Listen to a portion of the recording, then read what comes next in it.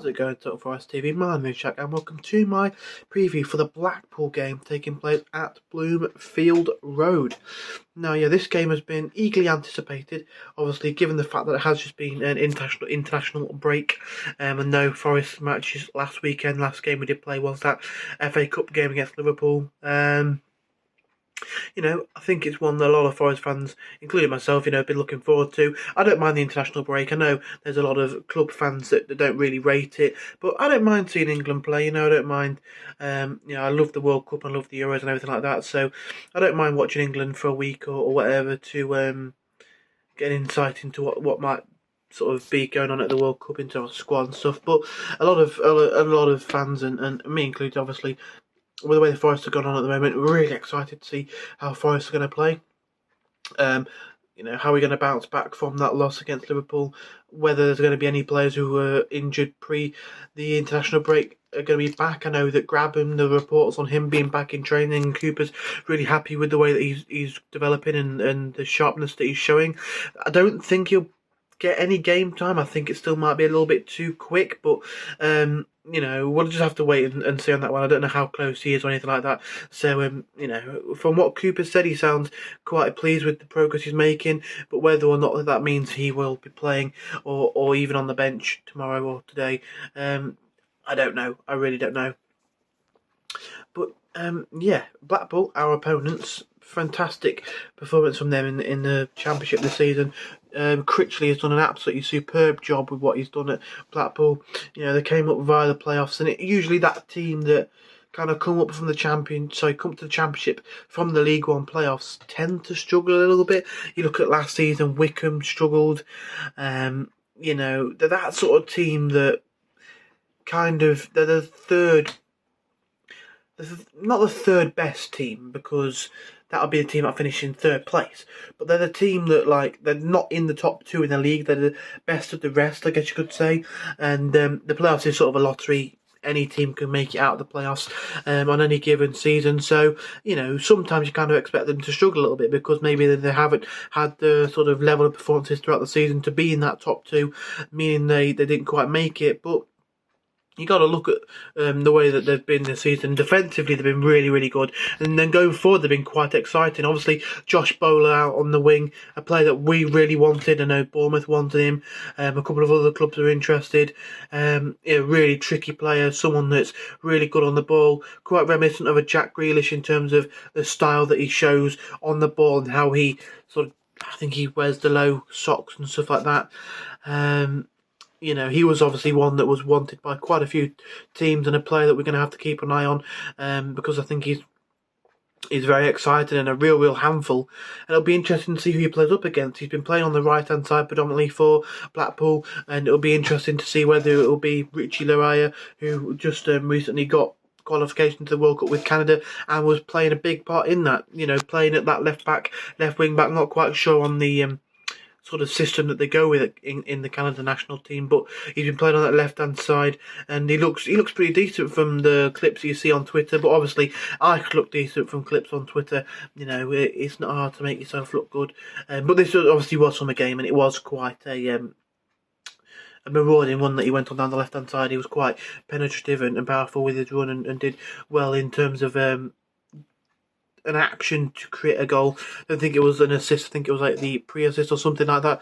But yeah, it'll be interesting to see whether it's Richie Laryea, whether it will be Cole back there, whether Lowe will be back. I don't think he will.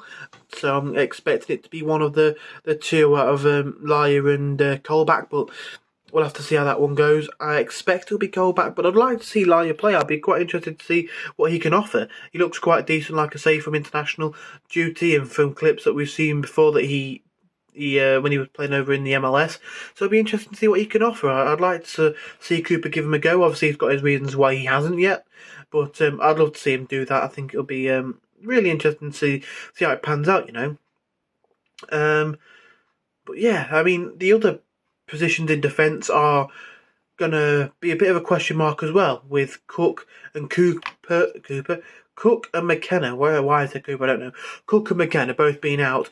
Will he go with that 5 at the back, or will he carry on with that 4 at the back that we saw against Liverpool? I do personally prefer the 5 at the back because it allows Spence to get forward that bit more, with a little bit more protection. I think he was a bit withdrawn and held back against Liverpool because we know that he couldn't always bomb forward, given the fact that he didn't have a separate, extra centre back to be able to cover for him. You know, Worrell can push out wide, can push up a little bit to sort of offer him a bit of protection. But with 2 at the back, we couldn't quite do that. You know, will it be a back 4 of, say, you know, Spence, Worrell, Figueiredo, and then one of sort of Laya and Colback, or will it be a back 5 with maybe Pando chucked in there with Worrell and Figueiredo? I think Figueiredo gets a bit of stick, but I think he was really good against Liverpool, to be fair to him. I think he was very, very good.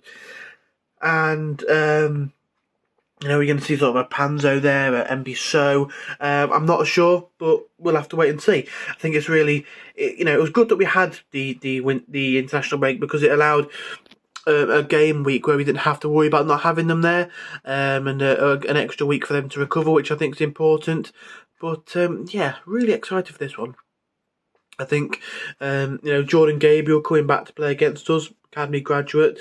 You know, they've got a really decent side there, Blackpool, and they're currently sat 13th in the league. They've got a 6-point gap between us and them. They do have a game in hand, so we can push that on. We can push it on to 9, but again, the game in hand will still be there as we played each other, both playing the game. I think we will win. It's not going to be easy. Blackpool aren't, you know, you kind of expect Blackpool, like I said, they come up and you think, yeah, they're going to be sort of not an easy team to beat, but a team that you should expect to beat if you're Forest. The team that not really going to pull up too much trees, but the way they're set up there, you know, they've done a really, really good job. Critchley's done a fantastic job of making the best out of the players that he's got. The recruitment they've done has been really good. Obviously, Josh Bowler's one that's been important to them. You know, they brought in Gabriel from us, who's their fans have been raving about him. I think there's Dujon Sterling as well there. They've got an interesting side. You know, Gary Medine, a guy up top, he's sort of more of a veteran. But he knows where the goal is. Obviously, they've got Richard Keogh at the back, who's someone that Forest fans aren't going to, not going to take lightly to him. Obviously, after what he's done for Derby and everything like that. But I think they will. You know, we know that he's a decent, quite a what's the word? Quite a smart defender, I guess you could say. He's been around the block, so he sort of knows what he's doing. You know, so it'll be a difficult game, but I do think we'll win this one. I've got a feeling that it'll be 2-1 Forest. I think Josh Bowler might score for them, and I say for us, I think we might see someone like Keenan Davis and James Garner. I fancy James Garner to hit one from range, I really do.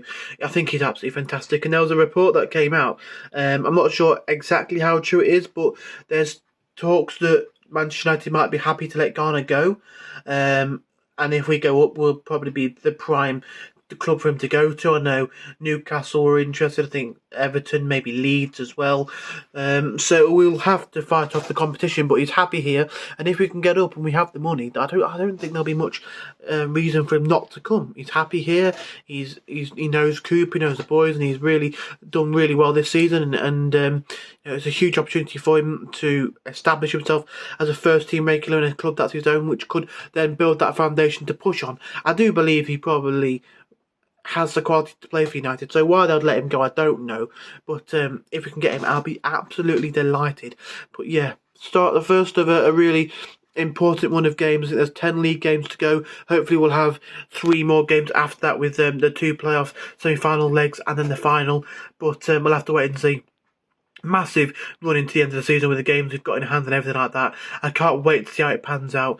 I'm feeling confident under Cooper. I'm feeling really confident, but hopefully we can start this run with a 2-1 win, or a win of any nature, and we can get the maximum points to start this off. So if you enjoyed this video, smash the like button. Let us know in the comments down below who you think might play. You know, whether you think it might be Samba or Horvath. I think I didn't really discuss that. I think it'll probably be, I prefer it to be Samba, but I think it might be Horvath. But I prefer it to be Samba. I think he's just a bit better on the ball for me, and I just feel a bit safe with him in the net. And then, comment down below with sort of scores and that sort of thing. Subscribe if you haven't already, and come on, you Reds.